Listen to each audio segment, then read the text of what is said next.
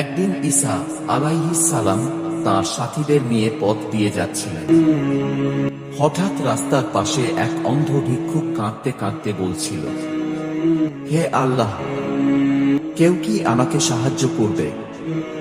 লোকেরা তার পাশে দিয়ে চলে যাচ্ছিল, কিন্তু ঈসা আলাইহিস সালাম থেমে গেলেন। তিনি ধীরে কাছে গিয়ে কোমল কণ্ঠে বললেন, তুমি কি আল্লাহর উপর ভরসা করো? লোকটি কাঁদতে কাঁদতে বলল, হ্যাঁ, আমি বিশ্বাস করি।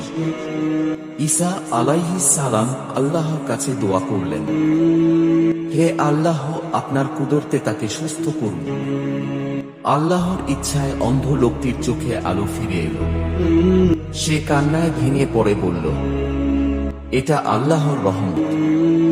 ঈসা আলাইহিস সালাম বললেন, মনে রেখো, সাহায্য আসে একমাত্র আল্লাহর পক্ষ থেকে। ভিডিও ভালো লাগলে লাইক করবেন। এরকম ভিডিও পেতে চ্যানেলটি সাবস্ক্রাইব করে পাশে থাকবেন। ধন্যবাদ।